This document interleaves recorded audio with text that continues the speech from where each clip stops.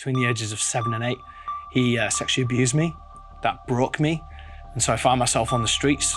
I found a skip, and that was where I lived for 8 weeks. I said a very bold prayer. Okay, God, if you're real and you can help me deal with this, then you've got me. I'm all in. I'm at work the next day and I'm on the till, and my abuser walked in. I'm then face to face across the counter with my abuser. And as I gave him the change and held his hand, this was the moment. I grew up in a council estate in a town called Keighley. At the age of 6, my dad then left the family home. They got divorced, and my mum took that quite hard. She would start drinking, and she would actually be quite abusive with me and my brothers.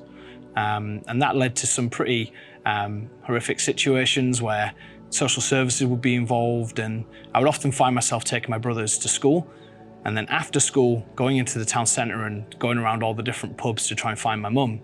That also meant that my mum would often leave us with people. She would leave us with babysitters. Sometimes that'd be friends of hers or people she drank with, or that would be family members. One of those was an older cousin of mine, and between the ages of 7 and 8, he sexually abused me. Just me, not my other brothers. That was, again, quite horrific as a child to go through. That broke me, and I would stay at my grandmother's on a Friday night to escape that. And my gran was a devout Catholic woman. She had more pictures of Mary in the house than she had of her own kids. She would pray for me. She would buy me books on the Bible, and it was an escape from the life back at home. As this abuse had gone on for about a year, I eventually put up the courage to tell my mum what had happened. She believed me. He was arrested. The police were involved. He was sent to prison for what he did. And you would think, okay, the abuse is now over. At the age of 15, my mum came home after drinking, as usual. She said, okay, you're a grown man now, and threw me out into the streets.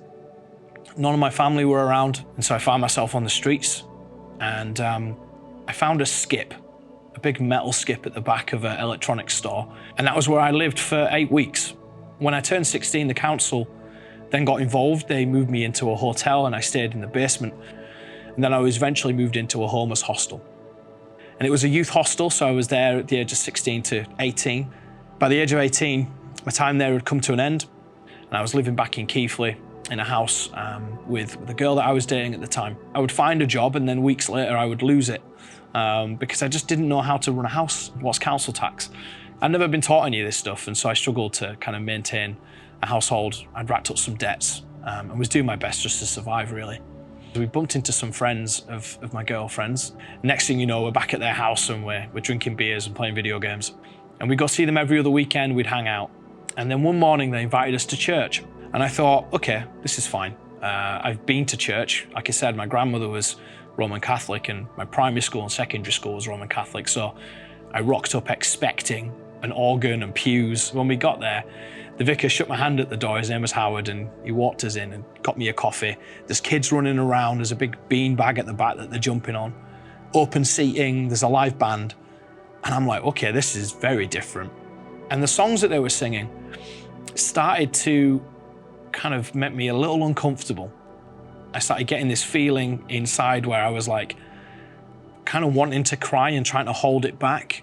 And I wasn't winning this fight. The mask was slipping. There were tears and I was starting to sob. After the service, this guy came running over. I still don't know to this day who he was. And he pointed at me and he said, I saw you crying. And I was like, no, you didn't. You didn't see me crying. That's not what you saw. And he was like, but I can tell you why. Interesting. Why don't you tell me why I was crying? Amuse me. And he said, you've just felt love for the first time in your life and you didn't know what to do with it. And that was confronting. That was nail on the head, exactly what was going on. And he said to me, you need to give Jesus a chance. And so I started attending the church. I was reading my Bible, was trying to understand it all. I was asking questions, trying to figure it out, getting really stuck into the study. And I thought, okay, we need to do this right. And so me and my girlfriend, we were engaged, so we decided to get married at the church. And that was a lovely day. It was March, it was spring. My grandmother was there. She'd actually been suffering with dementia for a few years at this point. But then she went home that night. My mum took her home because she wasn't well. And the next morning I'm in the hotel. I've had a shower and with my new wife and my phone rings. and it's my youngest brother. And he's in tears down the phone. And Damien says down the phone, Gaz, Nan's dead.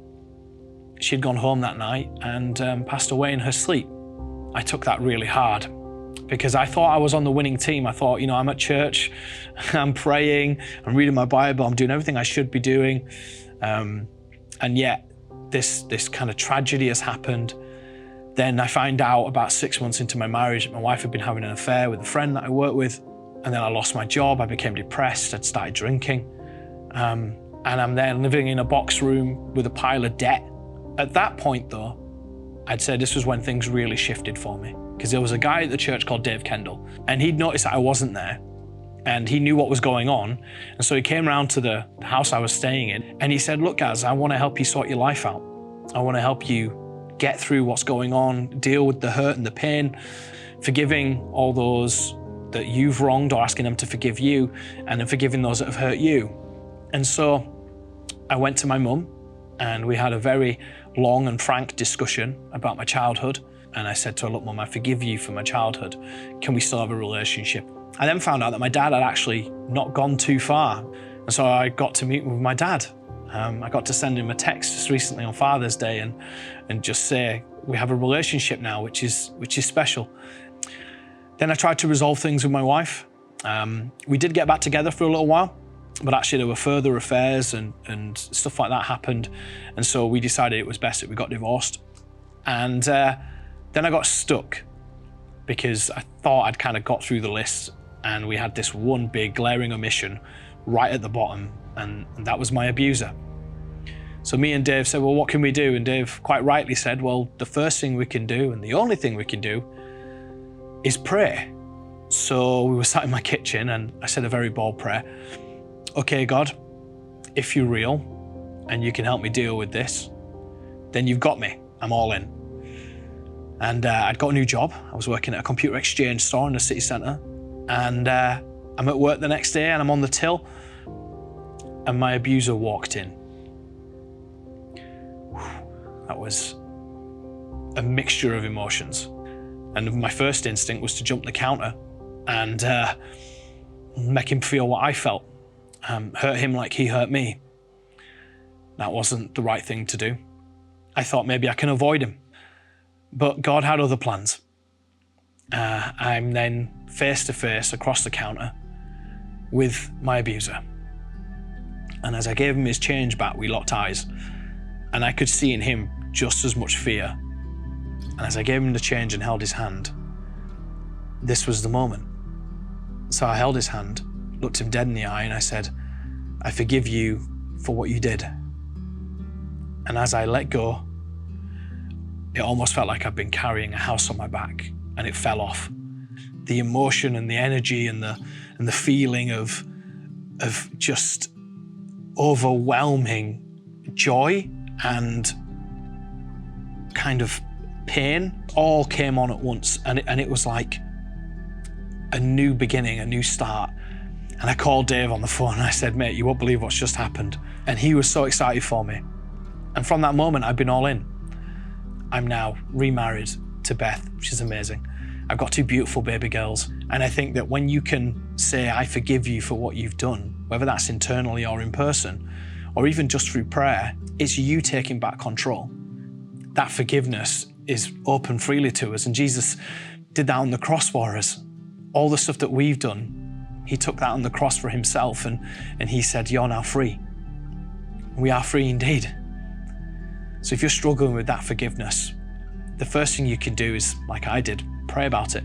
But the best thing you can do is you can nail it at the cross with Jesus, and you can say, it no longer has power over me. It no longer holds me. It no longer defines who I am. I am no longer a victim. I am victorious through Christ, and move forward into a new life without it.